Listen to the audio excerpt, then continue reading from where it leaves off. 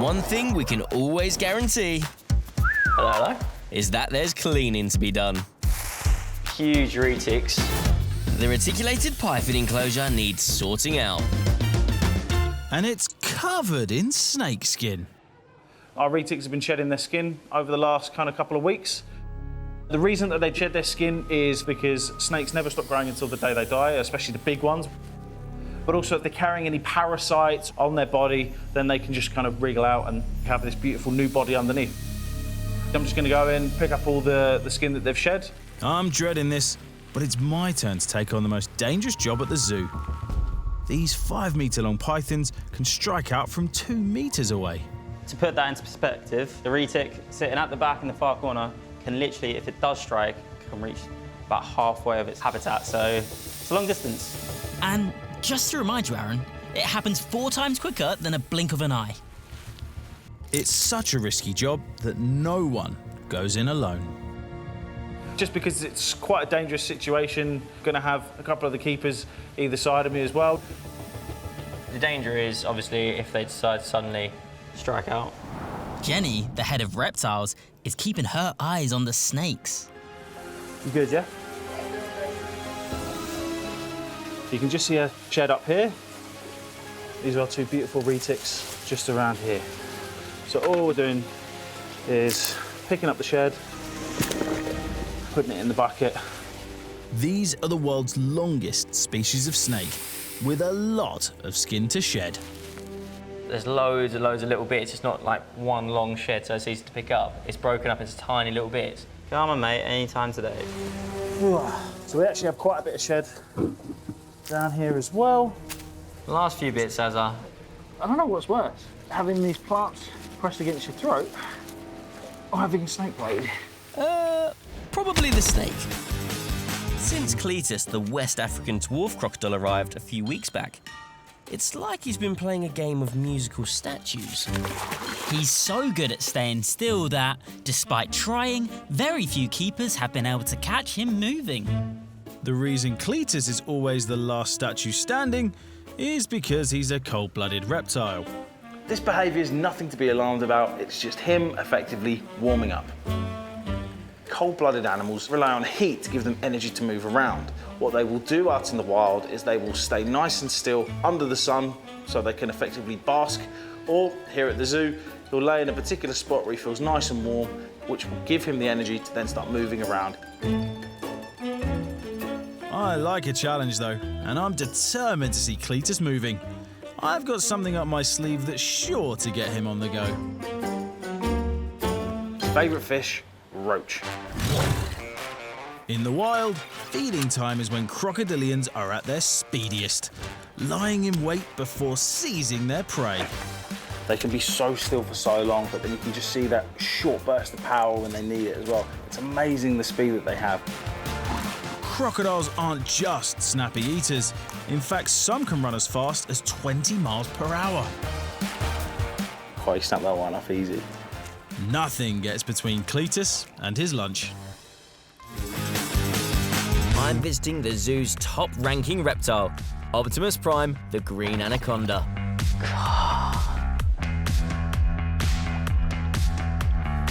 It's a big day for this really big snake. Every time I come in here, I'm absolutely blown away by the sheer size of Optimus. Optimus is a female green anaconda. She's a whopping 5.5 meters long, weighing over 100 kilograms, and she's a national superstar. Optimus Prime is the largest anaconda on display in the UK. Now, the largest ever recorded weighed 227 kilograms. That is as much as Moto or White Lion. So a way to grow. Optimus, we've got a very exciting day ahead for you, with a big surprise coming very soon. Shush, she's going to be joined by another green anaconda. Hey, Jenny. Hey, Tom. How you doing? Oh, hello, Nina. Nina here has been in quarantine for 6 months, and today is the big day when Nina will finally go into a nice, big habitat with Optimus Prime. And it really is a 5-star palace, just like their tropical forest surroundings in native South America, with misty waterfalls, lush vegetation, and of course a pool. I said it was 5-star. Green anacondas love spending time in the water, and it's the perfect environment for making friends. I think it's going to go well. Obviously, Optimus is used to having other animals in with her. Like, she's got little lizards in there with her at the moment, so yeah, should be good. Before Nina can move out of quarantine and into her new abode, Keeper Jen has one last job.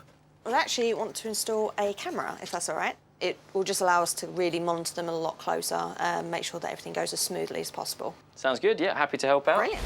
OK, Ty, so she's still in her pool, Yeah. which is great. And what I can do is I can stay here and I can watch her so that we can make sure that you're nice and safe.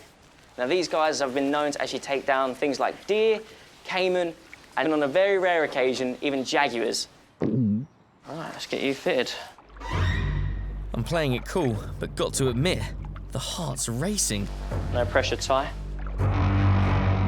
Smelling the air, Optimus will be getting a good whiff of human, using her super sensitive tongue. Do you reckon she's judging me? Always judging, Tyler, always. Always judging, sitting in the water, looking out. Said you're definitely being watched. She knows what you're doing. You cheeky girl. There we go. Perfect. See you in a bit, girl. Phew. Glad to have given our super snake the slip. Wonder how she will react when new girl Nina slithers in. Well, I'm all set out here. That's brilliant. So if you're ready, I'm going to look to open the door. Sounds great, thank you. Here we go. The moment of truth. You've got this, Nina. You're going to have a great time. There she goes. To get a closer look at the supersized pairing, we check out the view from our camera. Oh yeah, there you go. Oh, that's so good. They're with each other. I don't know if you can get a better shot than that. Yeah, she's not overly fussed by her presence at the moment, but hopefully Nina will win her over. Oh yeah, you can see actually every time Nina goes a little bit closer, Optimus is just like, come on. We thought Nina might be a bit shy because Optimus is so big, and obviously Nina hasn't been used to another anaconda before. But Nina is just so excited, going straight up to Optimus, and it actually looks like more Optimus is trying to get away from Nina. I think she's going to really enjoy it. Like, a lot more space for her. Nice warm pool for her to go into. She's going to absolutely love it. Oh, cool, they're going into the water. Taking a dip, perfect. And their first supersized swim together. Green anacondas can hold their breath for up to 10 minutes, so we can expect them to stay in there for some time. I think it's safe to say I could see them living happily ever after together.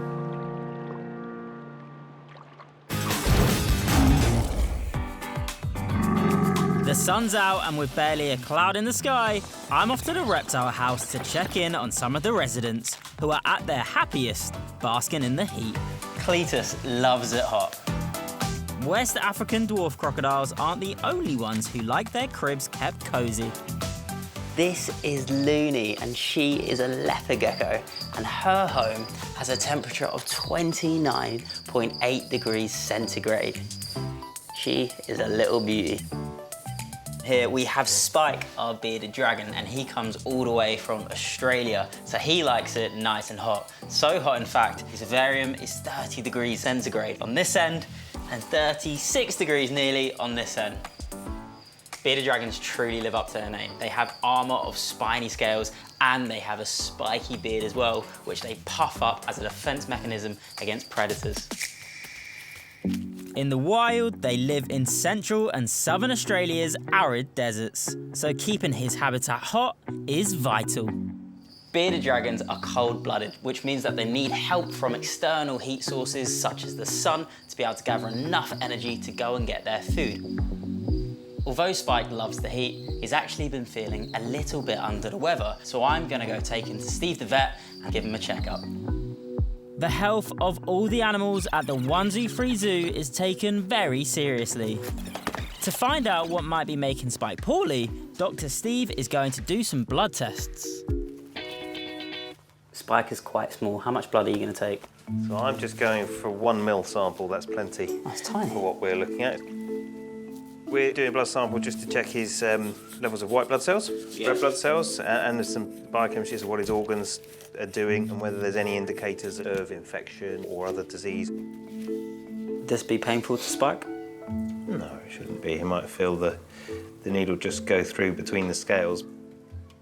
So this is just like when we have to go to the hospital and have any blood tests done. Nothing to worry about, just a little pinch. And you can see Spike is nice and content in Jenny's arms. All done. Good stuff. Spike, you've been amazing. Behind me is Miss Tiz, our black-breasted leaf turtle. And she is one of the world's smallest turtle species. Her shell will only grow to be about 10 centimetres. In the wild, they will be found amongst the leaf litter on the forest floors of southern China and northern Vietnam, basically looking for things like insects, worms and fruit. Conservationists actually believe that in recent years, their population has fallen by as much as 70% in the wild. Poachers will go in, take them from the wild, and then sell them as pets all around the world.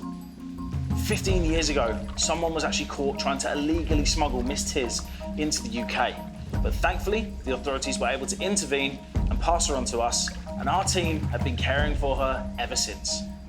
Black-breasted leaf turtles are now a protected species, which will hopefully see the numbers start to increase out in the wild. And in terms of captivity, Miss Tiz is certainly doing her part to help educate people about animals and also about wildlife conservation.